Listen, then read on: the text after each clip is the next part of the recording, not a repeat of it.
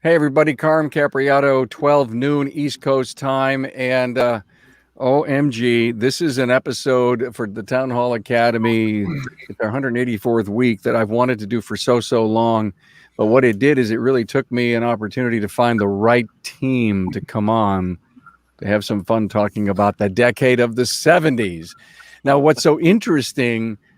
Oh, I'm sorry. All those gray hair, gray beard, old guys. I mean, what the hell we're You're doing here? still looking. Wait a minute. Hold it. Wait, What are you talking about, old guys? I purposely dye it white, and It's called I was natural actually- highlights. Natural highlights. I was actually doing some math, and I was realizing that I think 55 to 65 is the age group that should be here. And I don't want to know what your ages are, and it's not really that important.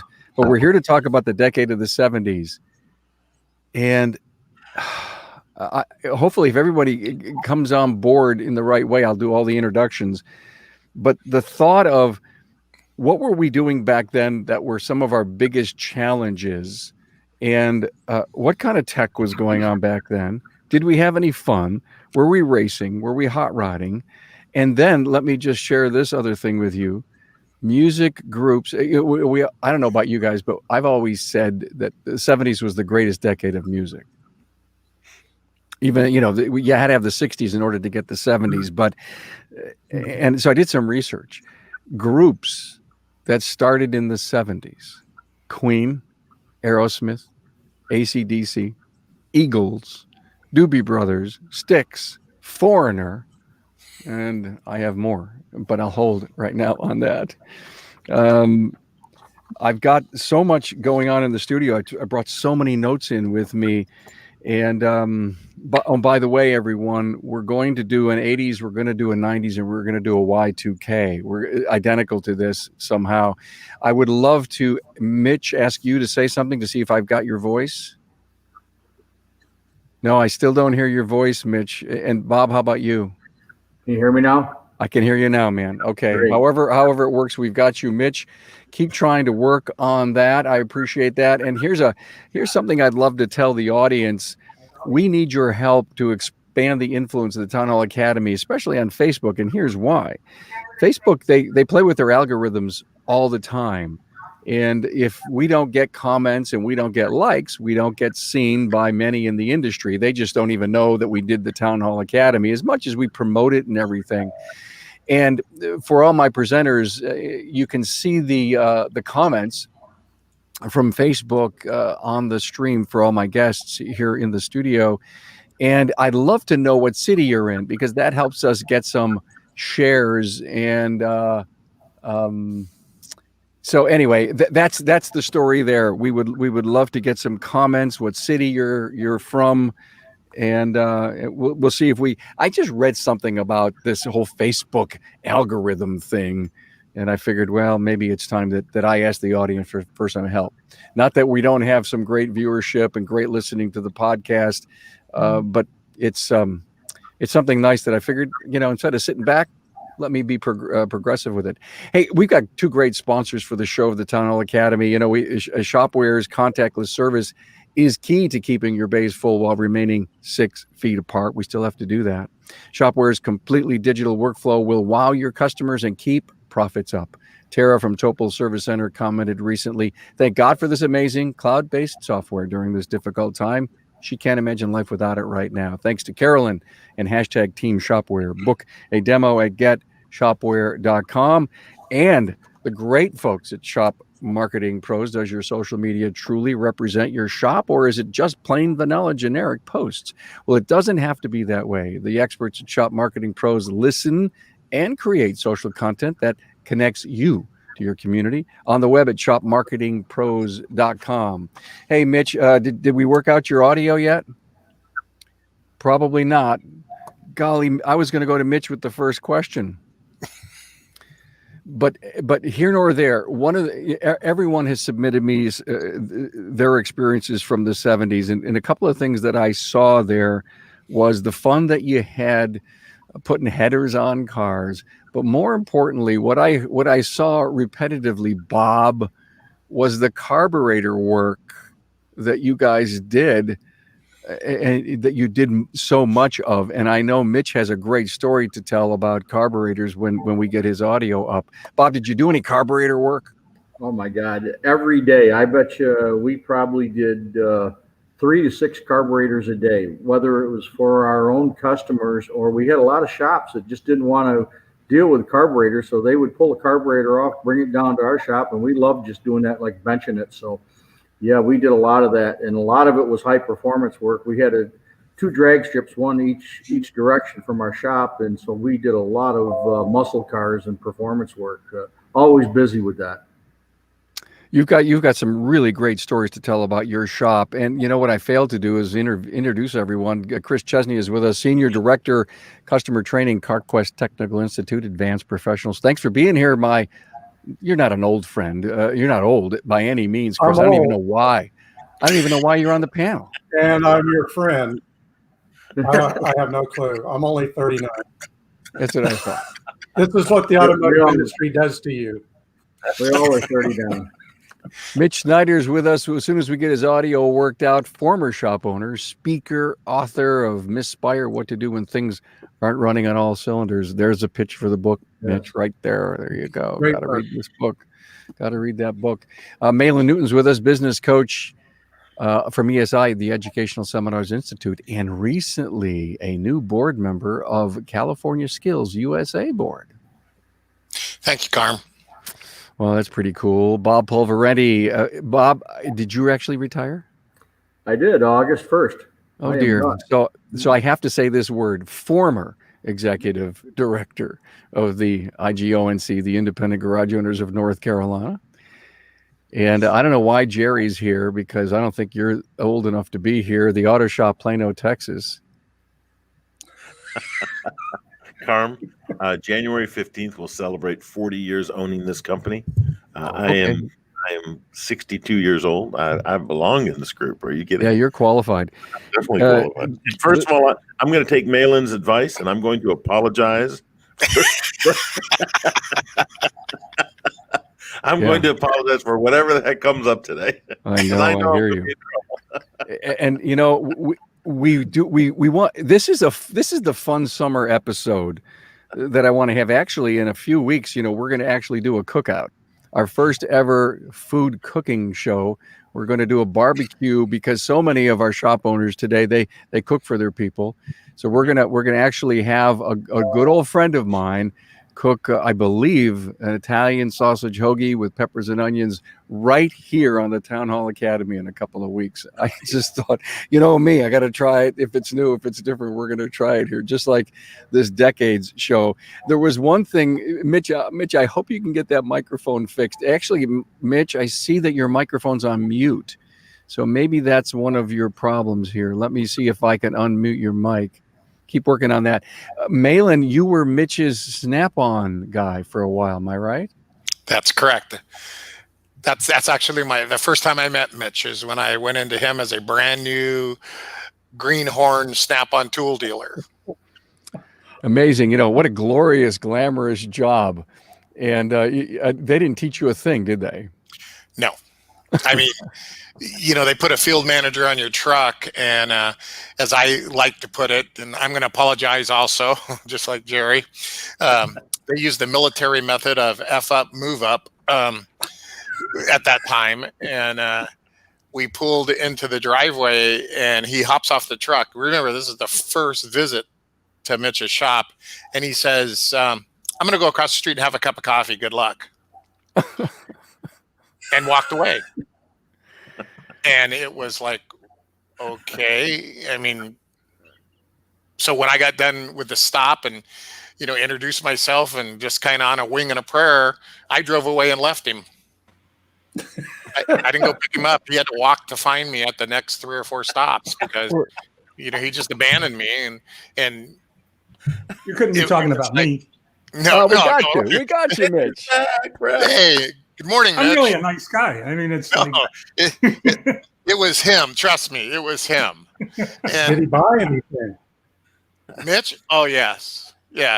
Mitch had a Snap-on facility. I mean, what was interesting was a little side note is Mitch, his dad, and Jerry and his brother, I think, had the same toolbox. And I owned that same toolbox, and it was the old airport toolbox. It had a tow bar on it, and this was before aircraft carriers. This was the biggest box you could buy, 13 drawers. Remember that, Mitch? And Taco wagon. Yeah, the taco wagon. And I filled that sucker. Oh yeah, and I think I spent probably 10 or 12 hours replacing drawer runners because there was so much weight in the drawers. But it was customer service. That was the thing that I knew, and I had a great time. But here's a sales organization that never taught me any sales. It was like, just show up, show them the shiny chrome, they'll buy it. And that's where the problem came a little later on when we start talking about the technology that evolved. They would ship you things to fix stuff, electronic ignition testers, and you'd open the box and it was like, well, I don't know how to use this. Just sell it. So you go into a shop and the guy goes, hey, that's cool. How's it work? I don't know. Figure it out for yourself. Oh, by the way, give me $300. So it was an interesting time. $20 a week forever. Yeah. $3 a week. Well, Maylan, when you were collecting those weekly debts from your customers, did you feel bad about the people spending mortgage money on tools? No. That's the one thing they It taught was my you. livelihood. I was a tool dealer as well, Carm. I was a Snap-on dealer, and the motto, and Maylan will remember this, the motto was, he who dies with the most toys wins. They kept you broke and in debt so you'd go out and sell and collect. Exactly. And that's what my field manager told me. Buy things. And it's like, well, what about this? No, buy things because you'll get up and go out. And I remember a day I went out with a couple other Snap-on dealers, and we went out in the desert and we went shooting, and we were out there for 14 or 15 hours. And I got sun poisoning is actually what happened. And I couldn't go to work the next day. Guess who shows up on my doorstep wanting to know why the truck's not on the road? So it was like, you own your own business, but we're going to haunt you. But I learned a lot of good things. And you know what? The best part about that is I met a lot of really great people. I got to meet Mitch and his dad and his brothers. And, eventually Mitch's brother actually did all the machine work on our race car. And so, you met a lot of good people. It was a little frustrating sometimes, but, and to be honest with you, the number of people that just handed you $20 was amazing. And I didn't worry about them. It was the people that were paying me $100 to $200 a week that it was like, how sustainable is this? Because in the 70s, that was a huge amount of money. Mm-hmm. But we had a fair number of people that were making $100 a week payment on a tool truck, on multiple tool trucks. Okay, and that's similar to today. I mean, it's still going on today, probably 4 times that amount. I don't think I ever spent less than $200 a week. Yeah. Okay, let's talk about some great technology from the 70s. I mean, because the 70s was the decade of pure, unadulterated, come at you every day technology, right, guys? I'm only kidding. One of the coolest things that I remember from the 70s, and now I'm really going to be showing my age, but Arthur Godfrey was on the television commercials, right, touting the Chrysler electronic ignition back in the early 70s, and he would be on there and he'd take a fire hose.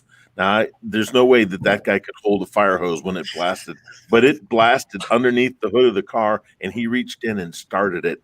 And for all of us old guys that know points and condensers, that was the most amazing thing I had ever seen in my life. It's like, oh my God. And they touted, oh, NASA helped them to develop it. And that was what the actual commercial was, right? We took the space age technology and put it underneath the hood of your car, and you will never have to worry about having your car die because it rained. It's like, wow, that lit me up. right? I mean, that was one of the things that really just made me go, I want to learn about that technology, because that we had the ignition module, if you would call it that, was actually bolted on the firewall, and it had like 5 wires to it, and that was it.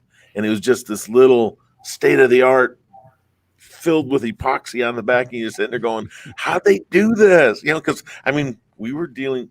Hell, I'd set the points on a Ford. If you didn't have a feeler gauge, you used a matchbook cover. Right? Remember that, Mitch? I do. Oh my God, 18 thousandths of an inch. It was a matchbook cover. I knew I was in trouble the first time a tech student was apprenticing at the shop, and I had to explain points in terms of transistorized ignition. Oh my God. We actually had an Allen distributor bench in our shop, so we would actually pull the distributor out and do it that way. And you know, if we wanted to change the advance on it or whatever, we would do a lot of that. We had one. Yep. If it helped fix cars, whatever it was, we had it. Yep. Remember the big old Sun analyzer? Yep. Had it. Engine Oh, on it? yeah. Remember the sales guy would come in? Our sales guy came in and said, this machine is so advanced, you could train a monkey to diagnose a car with it. I'm still waiting for that monkey. I don't know about anybody else, but the freaking machines keep getting more and more advanced, and we need smarter guys. The Allen Smart Scope. Oh, right? Oh, my God. We had the first Bare Ace computerized ignition machine in California, outside of the Chevron station. And I had to wait for it for 2 years and fight for it. But that was out of the decade, so we won't talk about that. But you had to have it, right? Had to have Oh, if it was technology, I had to have it. I was a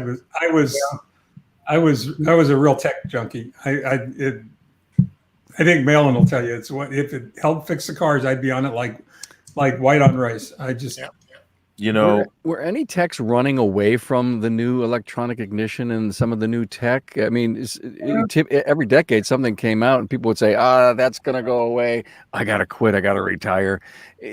Was it like that in the 70s? Yeah, the I older guys remember- would run.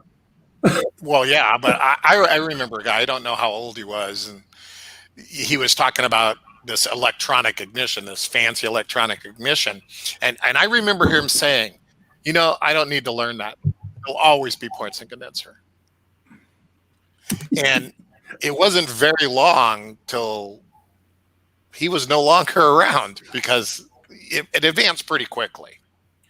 oh yeah, when Chrysler started in 71 with electronic ignition, General Motors followed in 73. Ford was right there in 73, and we've never looked back, right? I mean, it's just been one more electronic, and that was the thing. So my dad started his shop in 1946 in the city of Detroit. I grew up in the business, and my dad and I were complete polar opposites. I was like Mitch. I had to have all the tech toys. I had to learn. I'm like, man, I gotta know. I gotta be able to stay up with this. And my dad, I went back to his shop in 1985, and I was really giving him a bit of grief because I said, "Pops, you know the phone. You still going? Can't you at least get up a new phone system for Christ's sake? You don't need that crap. It's just gonna break on you. This works forever." Exactly. Oh God. Wait, that's great. and I'm going to apologize, Mitch, but I have to tell a little story. So Mitch and Jerry, his father, would stop me and go, "Hey, we need this or we need that." And so I'd go out to the truck and get it and bring it in and give it to him. And then I had to go to Mrs. Schneider to get paid for it. And she would, you know what I'm talking about, Mitch. She would yell at me because I was selling them tools. It was like, they have everything already. They don't need to buy anymore. Stop selling them stuff. And it put me in a bad position because do I tell a customer no? Or do I just not get paid for it? I've got a picture of the two of them. I'm looking off to the side. I've got a picture of the two of them at the counter, and you don't have to apologize because that was really a nice trip back. And so people were terrified of her. They really were. My dad was scary as hell, but not even close to being compared to her. And Did she control the money, Mitch? oh yeah, Uh-huh. oh yeah. Well, part of the kind of the difference in this time frame was we had people like the Schneiders who were cutting edge technology. I mean, everything. And then you had other people that wouldn't buy anything because they didn't understand it. They didn't want to invest in it. And then I had another guy in town that one day we had been talking about electronic wheel balancers, big ticket item. Not a lot of people had them. There's still a lot of people still using a bubble balancer. For you young folks out there, Google that. Maylan, we use the Bear static balancer. Yeah, exactly. Yeah. And every time I raise my hand, you'll see that I'm not lying. If they both took cars, I had it. We had 3 different balancers at one time. Nice. So I had talked to this guy about this newfangled electronic balancer thing, and it was $6,000, $7,000, $8,000. It was, pretty pricey. And he listens to me, and we talk about it, and I show him a picture of it, and he asks about availability, and that's the kind of thing it takes forever to sell one. And about 15 minutes, he walks back to the door of the truck, throws a piece of paper up onto my little toolbox desk, and says, "Let me know when it's in." And he wrote me a check for the entire cost of the wheel balancer and the tax. And it was like, what do I do now? Because we only talked about this for 5 minutes. But he was also a big technology guy. And his last name, Mitch might remember, his last name was Fox. He had the Shell station on like Sycamore and Cochrane in town. Okay. Yeah, I know. Okay, you just said something. Shell station. I'll bet you guys pumped a lot of gas. Amen. I did. Absolutely. Chris, tell Worked me at an about Amoco station. tell me about your gas jockey days. Worked at an Amoco station in high school, and then worked at a Amoco station in college, and a DX station truck stop in college, and a J.C. Penney tire center in college where we pumped gas. Yeah, I mean, all of that's true. That's kind of how we got into it. You just kind of fell into it. I tell people I've been in the business for 48 years. I've been trying to get out for 47.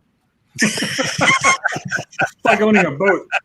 And so I'm It's kind of like here. a black hole. Exactly. And for all the old guys, we got in it by happenstance or however we landed in it. And you look outside and you keep coming back, and you look outside and you keep coming back, because the one thing we all had, and probably still do, I'm sure I know I do, is an incurable passion for what we do. And that doesn't change. I mean, the stuff we're working on today changes, but our passion for learning how it works. I remember the first day I walked in as a Datsun tech in the late 70s at High Plains Datsun in Hays, Kansas. I'd been a tech during my college years, pulling wrenches for various companies, but my first big job as a Datsun technician. And we went to school. We flew an airplane, an over-the-wing swear-engine airplane, from Hays to Wichita in a snowstorm. And we're going to Pratt, Kansas to do dealer training at a dealer in Pratt, Kansas.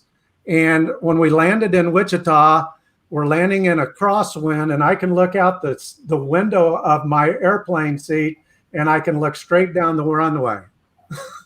And it's going that way, and we're going that way. And we landed and drove to Pratt, and we stood in front of a pickup with a topper on it that he opened the side up, and had a projector, an overhead projector in there, and he presented electronic fuel injection, L-Jetronic, on the 1977 Datsun 280Z. And I'm going, cool, this is fun. And so I've been a junkie ever since that point in time. We had a Snap-on O-scope. Maylan, did you sell an O-scope as a dealer? I don't believe I so. mean, the CRT was about that big around, and there was a compression tester in it, and there was a gas analyzer, a 2-gas analyzer in it. But I mean, those are the things that we worked on back in those days, and it's the same today. The guys that are passionate about technology are passionate about technology, and those that aren't are trying to get out of the business. I Hey had guys, back in the day, Bob, can you hold that thought for a really quick sec? Thank you so much. You know, it's your marketing company. Yes, it's your marketing company sharing the same vanilla social media posts. Are you just not looking really sharp out there? Well, that's not how Shop Marketing Pros does business. They believe each shop is unique with its own story. Contact them today on the web at shopmarketingpros.com. And now more than ever, you're focused on bringing cars through your bays safely and efficiently. And Shopware knows that. So Shopware Shop Management System offers a completely contactless workflow. Your customers can review, approve, and even pay for the repairs right from their smartphone. Request a demo at getshopware.com. Don't forget, if you're out there and you are on Facebook with us, we're on a couple of three different Facebook sites. Please give us a like, make a comment, tell us what city you're in. This, of course, helps Facebook with their algorithm stuff. And it's just that I'm experimenting because I read an article about this, how important it is for the viewer comments. Bob, you were going to say. Yeah, we had, back in the day, we had 2 mobile gas stations. And I think back in the 60s and 70s, I think almost every gas station had 2 or 3, if not 4 bays, and just where you went to go to get your cars repaired. And I know one of the numbers we always looked at was how many cars came across the pumps every day, because the higher the number of cars that come in for gasoline would be the higher number of cars we'd have in the bay, and it would drive shop dollars. So we were very dependent on, and today, you're looking at mostly social media and other ways to drive cars into your shop. But we really did it for the gas every day. We didn't care if we lost money on it. We just wanted the higher number of cars coming past our bays. Mitch, you told me you won $100 bet once. I did. And $100 was a lot more than it is today back then. I loved rebuilding carburetors. I thought carburetors were the coolest device that had ever been invented. I thought they were amazing. I thought that the fun you could have rejetting them and changing. And I became really rather expert at different kinds of carburetors, but I love quadrajets. A lot of people didn't, but I did. And I got really good at it. And somebody made a comment once, and Maylan will know that I have a behavioral problem anyway. And not quite right. And I said, I could rebuild one of those blindfolded. And he said, "I'll bet you $100 you can." I said, "I'll take the bet." I didn't know. I mean, I don't know where I would have gotten $100 if anything happened, but realistically, I took it apart and put it together blindfolded. And, learning how to field strip a carburetor really helped me when I had to do that with a rifle. But could you do that now? Now, I would try. I'm crazy enough to try. Wait a minute. You just said field strip a rifle. I remember that.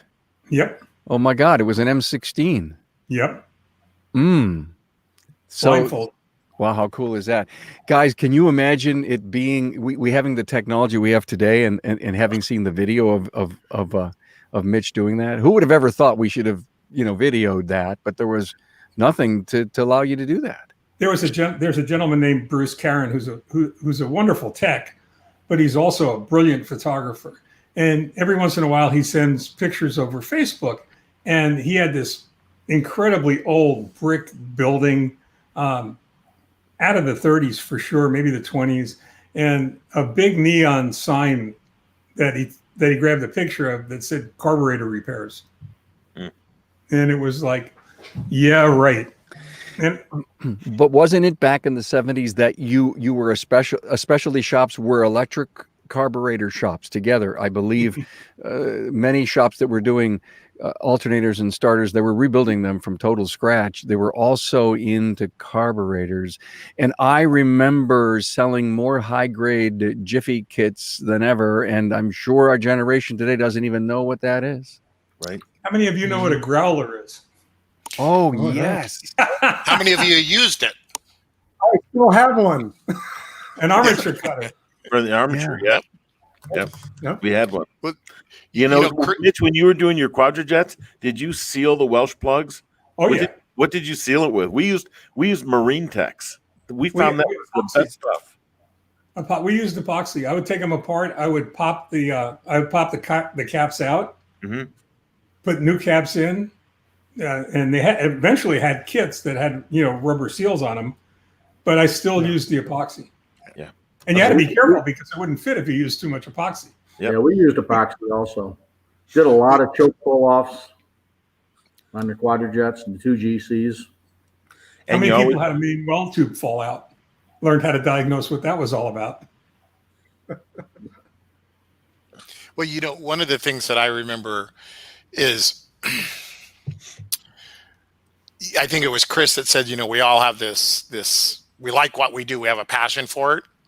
And I think, we talked about how old we all are, but mentally we're all 12 years old because we like the idea of how something works. I think what drove us was curiosity.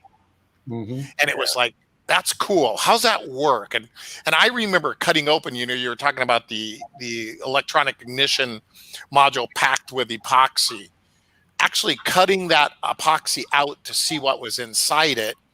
And cutting things open and looking at things. I think the curiosity is what drove a lot of us. Is how does that work? That's cool. And we still have that curiosity. My dad, may rest in peace, he saw everything in exploded diagrams. I mean, if he looked at something, he could see all of the pieces inside it just spread out everywhere and could put together how it was supposed to work. And rarely he would explain it. Most of the time he was pretty good Zen master. He would say, figure it out. And you had to figure it out. And I remember the first time I walked over to a car and I looked at it and I saw it. I just saw it in front of me. It was like a science fiction movie with all of the pieces out there. And it was like, yeah, I got this. I'm good. Nice. Matrix via the 70s. Yes. Right. It's really interesting. We're talking about all this stuff. And to the consumer, nothing has changed. Right? Not Not a thing. My car's broken. My car needs service. Here are the keys. You can't tell me how much it's going to cost. You can't tell me how long it's going to take to get it fixed. But here's my wallet. Be fair, right? And from the other side of it, the counter, the other side of the wrench, if you will, right? Everything has changed. If you go back to a 1969 Chevy Impala and it has a tip in on acceleration, well, the diagnosis is simple, right? Got to rebuild the carburetor. Actually, rebuilding the carburetor is where it took skill. It took people that knew what the hell they were doing, or they would mess it up. Today, if you have a 2009 Chevy Impala and it has a tip in on acceleration, you have no idea. You better have someone know exactly what the heck, how to diagnose. But the actual replacement of it is simple, right? But the cost of all of these things has gone so out of the norm, and it's really difficult to try and get that across to some people. And it's because to them, nothing's changed. I'm still driving that car. The manufacturers have worked really hard. They worked diligently to make sure that the customer could not see a difference in the vehicle. I mean, they went to digital dashes for an hour and a half and they were done because people didn't like it. So you have an analog speedometer, or what appears to be an analog speedometer, in a vehicle that's totally digital. It doesn't make any sense, right? Right. I mean, it wouldn't bother you or it wouldn't bother me, but it drives them nuts because they see digital as expensive. Hey guys, let's talk about. I'm sorry. Go ahead. Cars. That's why consumers push back on electric cars. They don't like change. They want to put a gas hose in the back, fill it up with a liquid that smells like gasoline, not diesel, and drive it the same way they always have and bring it to us for all the change. So That's it. Chris, I want to go to you, the Senior Director of Customer Training at CarQuest Advanced Professional. What were we doing for training back in the 70s? Now, I know you told the story about flying, but where were we getting our training? Well, from a dealer perspective, I got a lot of training through the dealership. I didn't have a formal vocational education. My mom died when I was 5, and I grew up on a farm. And so I was on a tractor when I was 6, cutting silage with my dad. And so I was immersed in all things mechanical on the farm. I overhauled my first tractor when I was 12. It was a David Brown diesel tractor. I didn't have the sockets or the wrenches that fit the fasteners. So most of it was done with a crescent wrench or close enough, you know? And so my passion came from just, as Maylan said, that how things work. Can I get it put back together? And then got into racing. I still have the magazine cover of the magazine I saw when I was 7 years old. Phil Hill sitting in a shark-nosed Ferrari Formula One car. And that's the moment that changed my life and pointed me towards the automotive industry. But I learned by doing. I raced, I drag raced, I did all my own mechanical work. I fixed things on the farm out in a wheat field at 110 degrees in the shade, you know, with the wind blowing.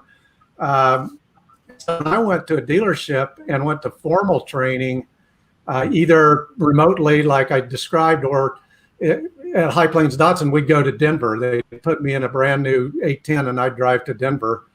And my in-laws lived out there, and I'd go to the training center, which is now where Lincoln Tech is, right next door to where Lincoln Tech is in Denver. And I'd go to a weeks-long training event. And that's where I got enamored with training. That really kind of was cool.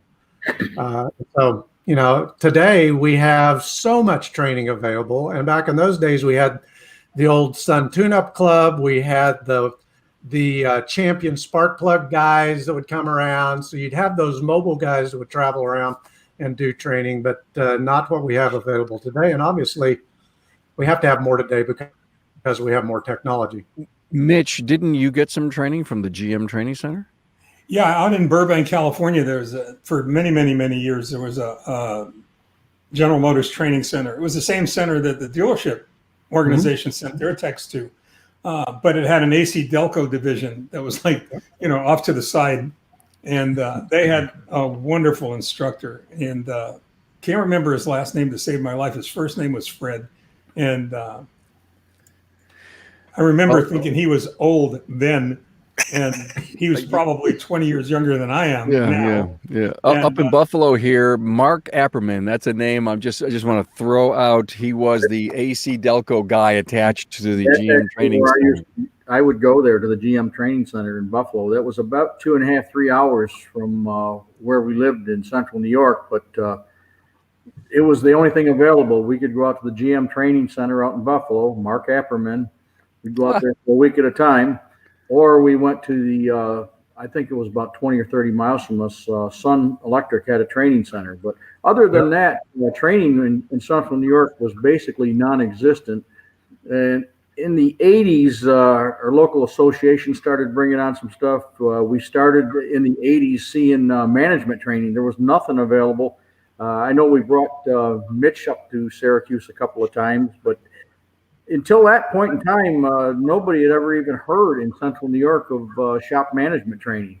It was like, you know, I got cars in the shop, there's money in the checkbook, I guess I'm good. But, it's a different world today. Oh, yeah. Shop management, KPIs, that didn't exist back then, did it? Oh, no, not at all. Now, people would teach you how to do a brake job. They wouldn't teach you how to charge for it. Right. Yep.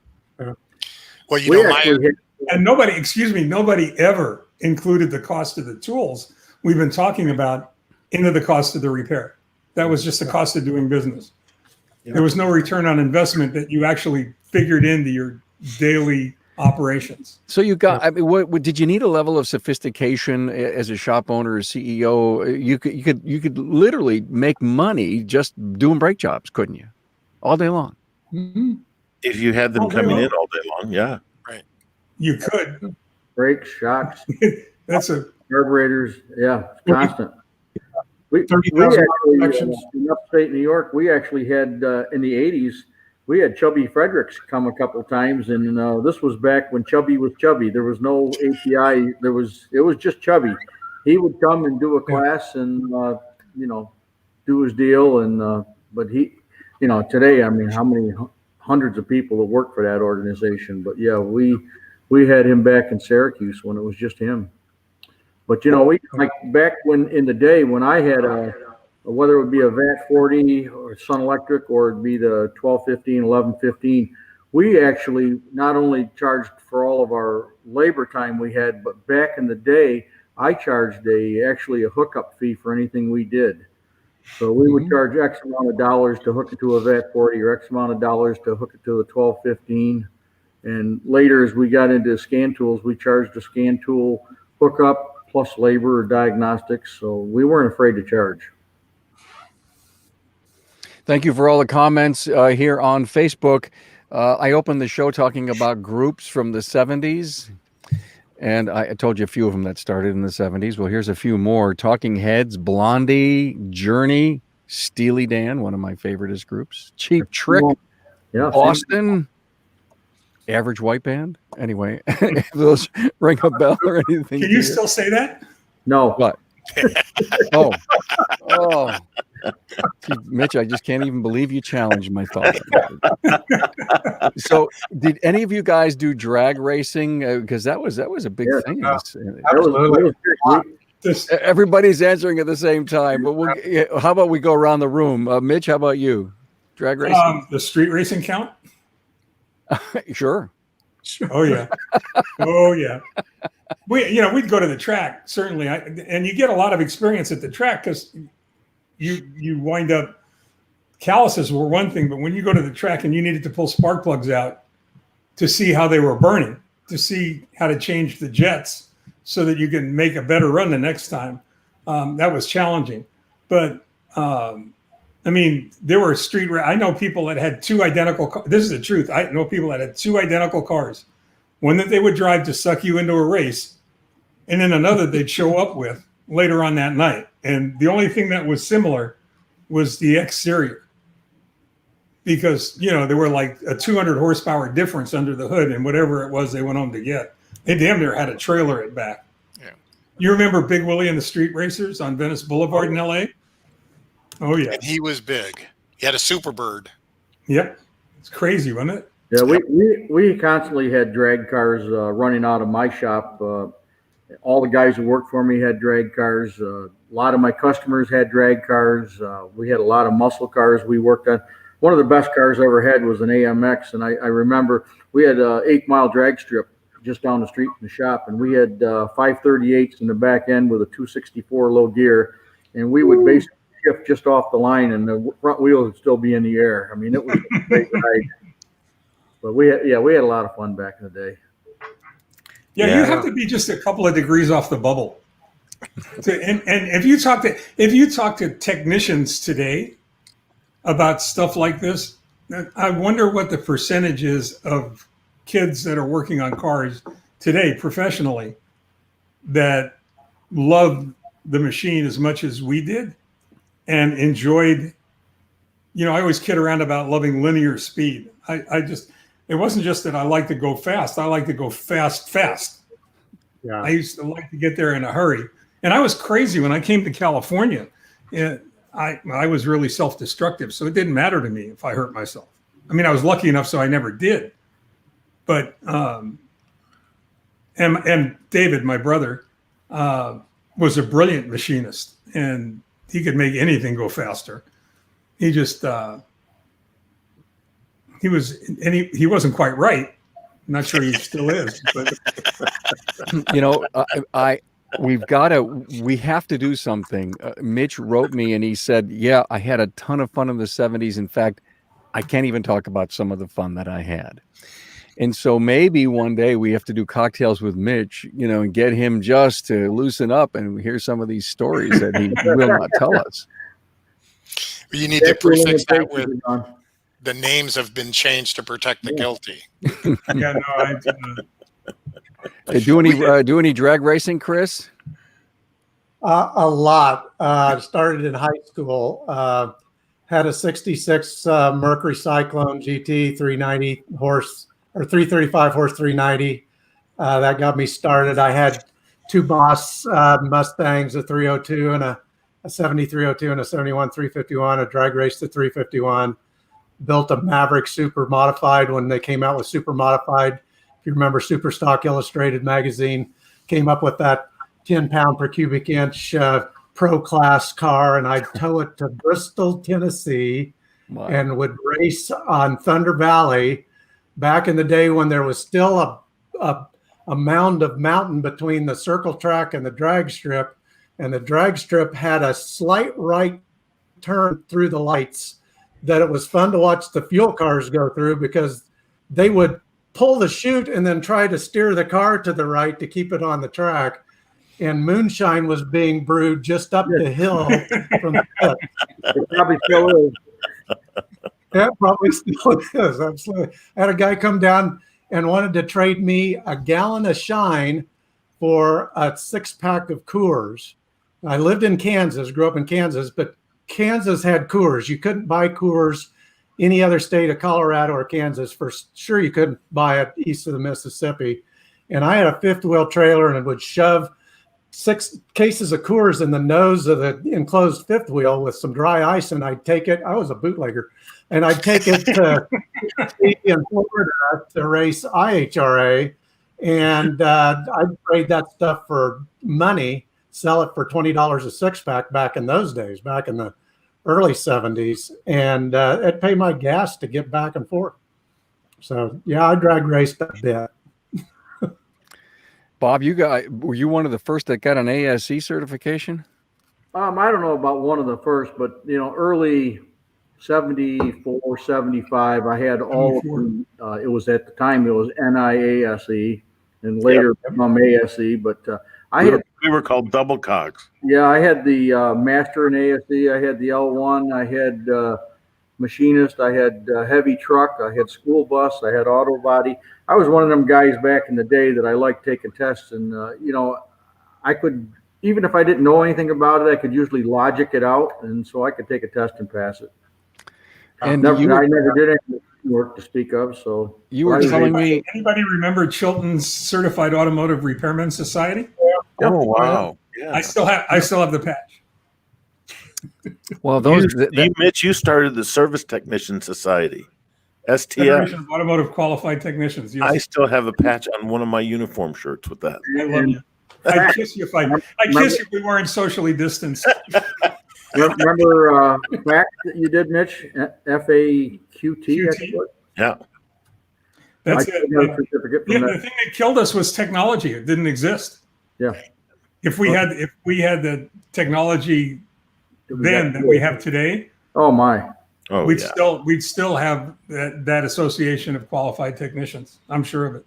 Well, look at the training from it was virtually non-existent in the 70s. And today, between the webinars and all of the great industry conferences that you have all over the country that not only deliver the good technical training, but management training. And just think of how much easier our jobs would have been in the 70s if we would have had that type of training available to us at that point. I mean, we basically had to figure a lot of the stuff out on our own. Why not? This is an interesting question for Chris, really, but I think one of the only things that's saving the industry, because there's certainly a tremendous amount of shrinkage in the number of people that are out there, is the technology, because it's allowing a technician to do more work on more cars. Oh yeah. And I think you're going to see a tremendous more trouble over the years. Technology is going to be commonplace in the next couple of years, where everything that you do as a technician and every system and piece of information and site that you serve, tech assist, anything of that nature is right on a tablet right in front of you. Everything. You won't walk to get anything. It'll be right here. That's happening now. Do you remember when the term came out, at the point of repair? You want everything at the point of repair. At the fender of the car. Yep. Yes, that's it. Yep. Yep. Wow. Well, you know, one of the problems, I'm sorry, Carm, No, one go of ahead. the problems we have is, let me put this politically correct, our aging workforce has a problem with some of the technology and keeping up with it. And we as an industry, I feel, are not attracting enough young people that like the technology. And I think that's going to be a big disconnect for us. You know, I went and spoke at Oklahoma Tech. I spent a whole week speaking to schools, and I met a variety of amazing young men and women who want to come into our field, but nobody's letting them in because they're young, they don't have experience, they think differently than we do, and they do rely on electronics, and they're going to a 50-plus-year-old shop owner who's going, well, I don't have that stuff. And so, you know, there's a big disconnect between the generation we need and them coming on board with us. I truly believe that. You know, and I'll share a quick story with you. You know, we had an MCA scope and we had a guy that worked for us. And his idea of diagnosing a car was to hook it up and do what MCA called the all systems test. You guys remember that? Mhm. And basically, it did a whole systems check of the car. And when he got the printout, and it would be 20 pages long, he would recommend everything that the printout said. Everything. And if you ask him a question, why do you want to replace the coil? Because the computer says, yeah.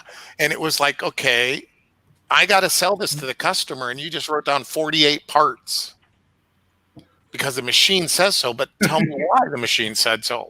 Well, I can't. It just needs to be done. I remember that and the conversations we had on a regular basis about you can't just run that test and recommend everything that's wrong with the car. My dad discovered the 5 whys of Toyota long before Toyota had it. So every time I'd come to him and tell him a car needed something, he'd look at me and go, why? And I'd say, but you know, I better have an answer. Otherwise it was like, That's exactly what I used to say to my techs. They would come to me with a list of what the car needed, and I'd say, why? They'd have to explain it to me. Yep. Same here. Well, you know, There you go. Hey, look at this, everyone. Here's my 2-year-old grandson, Donovan. Car in a toolbox, Maylan, quick, jump on it. Hey, buddy, how you doing? He came to see Grandpa today for lunch. Here you go. Thank you. Hey, guys, ask him about the 70s. I had a crazy thought about manuals. We had, I believe, Chilton, but a neighbor of mine back in the day was a motor guy, was out selling motor manuals. Is what books were you getting your diagrams and your repair technique out of? We got Chilton and Motor Age. Yeah. Both. We had to have them both. Yeah. We did Mitchell, Chilton, and Motor Age. Motor and Chilton, right? Yeah. Motor and Chilton. Just like we had to have all data and Mitchell when we went electronic. No system has all the information. Tony Same thing. Mullen, who all of you know, I'm sure, I started still out have as in the Ed cabinet Chilton. in the garage Motors manual from 1957. And that thing is, I mean, it's worn out. And I tell my son all the time, don't touch that book. Don't touch it. That thing is an antique, But what was really interesting, I had a client in Northern California, and it kind of goes back to the growler that Mitch brought up, I think, that it was called Electric Battery Station. And they started over 100 years ago, well over 100 years ago now, when they actually rebuilt batteries. The wooden box, they'd take a cell out, put one in. And they were a Willard battery dealer.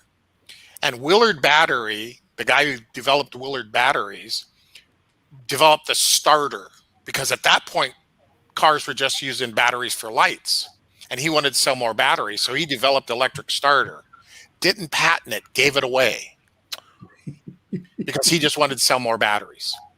But they have, and I don't remember the brand, they have an electrical diagram book, and it was probably a good 3 foot long and probably 60 pages. But each page was one car's entire electrical diagram. And it was pace arrow,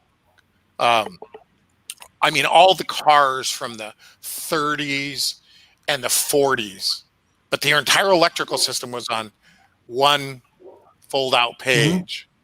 And it was, you could actually trace the wire, because there wasn't that many wires. But I tried so hard to buy that book. I wanted that book for my collection, and he just would not part with it. But, you start looking at that, and you look at the wiring diagrams today, and you go, wow, we've come a long ways. How many of you used tracing paper? Oh, yeah. Oh my God, yeah, for wiring diagrams. Absolutely. Colored pencils and tracing paper. Hey, hold that thought, everyone. I want to come back, and I have a final question for you all to challenge your thinking. The decade of the 70s. So glad you guys are here. This has been just phenomenal. Shopware wants to remind you to stop spending time chasing customers. Shopware's leading shop management system is helping shops like yours generate more profit per ticket with less time on the phone. Break away from your legacy system and implement a completely contactless workflow today. Get started at getshopware.com.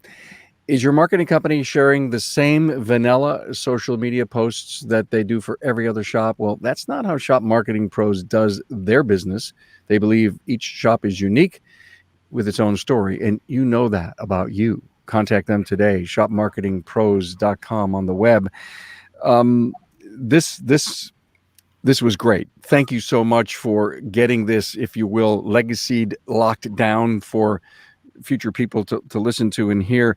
I encourage some of our young people to take a trip through this memory lane with you all, and maybe we can share this thing and say, oh, those old timers, it was, I think my big takeaway is that you weren't afraid of technology. There wasn't a lot, but when it was there, it was, oh, I may see a glimpse of the future. And it seems like you guys had a ton of fun, but you learned along the way. So when you go to a car show today, and I know there's probably not a lot of car shows this year, but when you'd walk through a car show and you'd see the things you worked on or a car that you had, is that one of the greatest trip down memory lanes for each of you? I'd love each of you to give me the final word with that thought in your mind. Maylan, I'll start with you.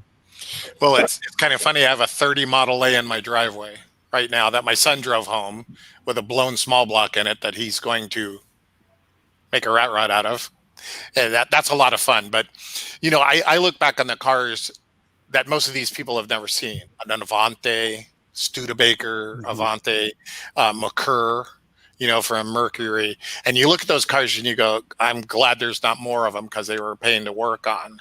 But to me, I am still just so thrilled by the mechanical part of this. I'm a big drag racer. I love going to the drag races and then just am in awe of the horsepower they're producing and how fast they're going. We had pro stock cars going like as fast as top fuelers were not too many years ago.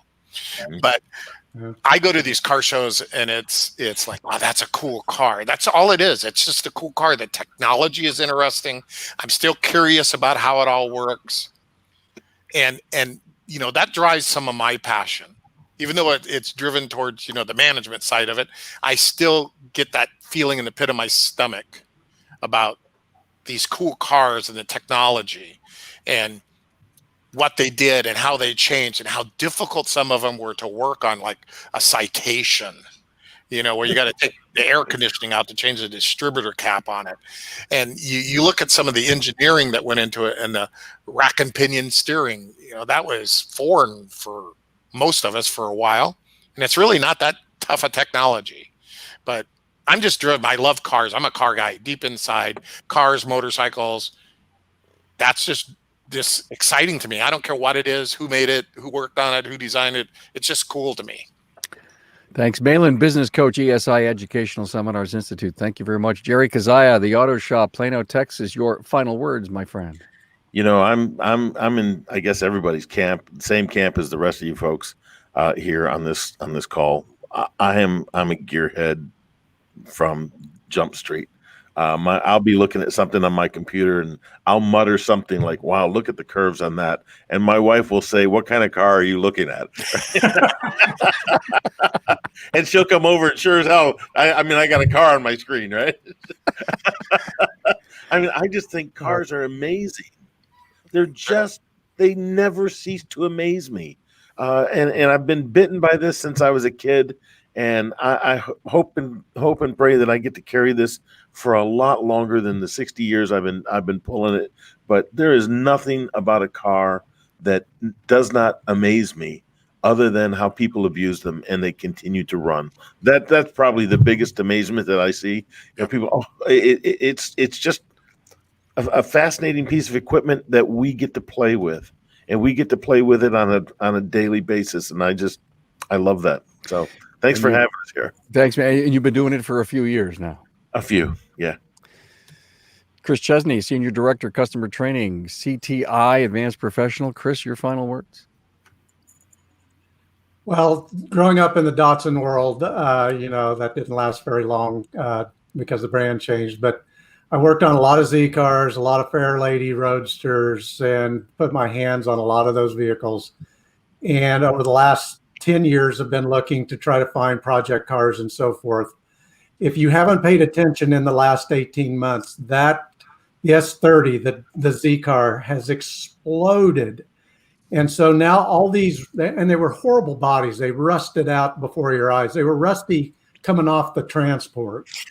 And people will take something that looks like just scrap metal, and now they'll spend the dollars on it. There was a vehicle, it was a special Z car in Japan last year that sold for over $300,000. It's not unusual to see bring a trailer Z cars sell between $50,000 and $100,000. And 18 months ago, you could buy the vehicle before it was restored for $500. And so that gives me a lot of joy that people appreciate the things that you were working on back in those days. And now that value is coming back. So I just enjoy watching those things happen. I'll tell you, this has been an incredible discussion that you've had today. And what's interesting is you all don't know each other, but you know each other. And that's almost like that fraternity thing that goes on because you've been around X amount of years, a whole bunch.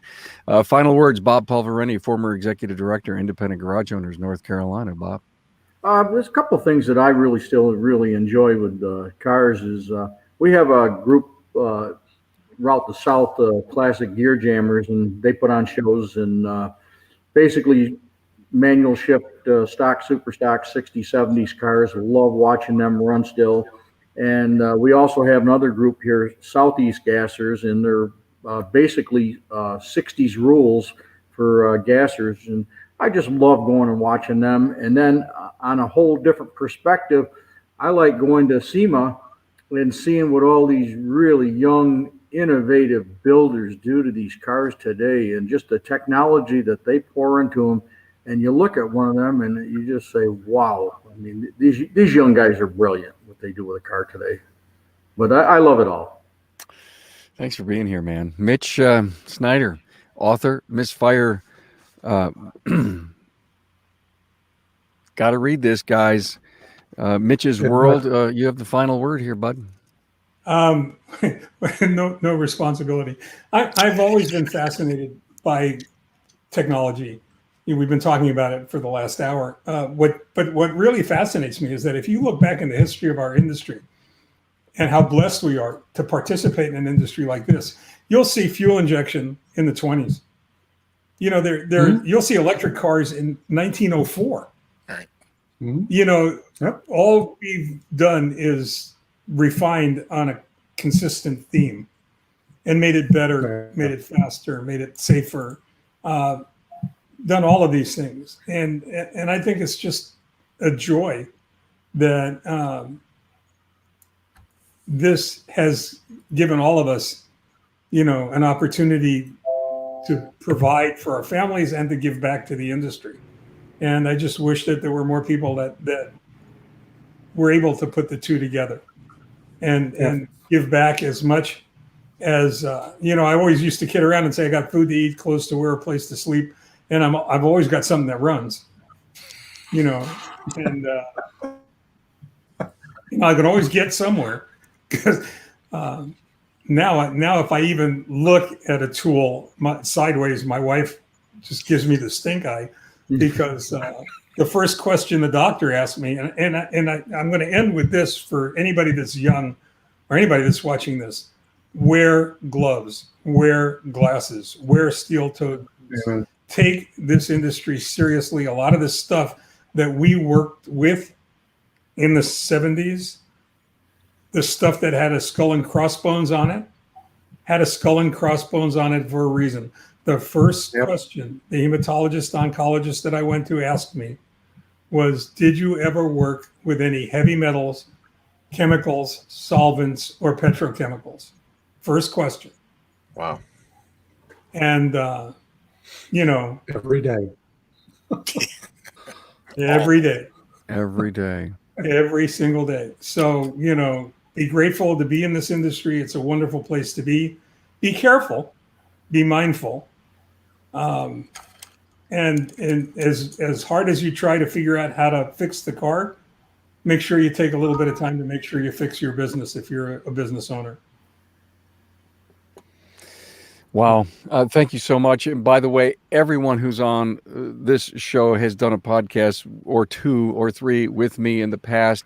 Please go to the website, key in their names, listen, smart people. And you know what? The decade of the 70s, thanks for putting a beautiful bow on it. Pay it forward. Have a great weekend, guys. Thank you. Thanks, guys. Take care, guys. Thank you. Thanks to all you on the podcast today.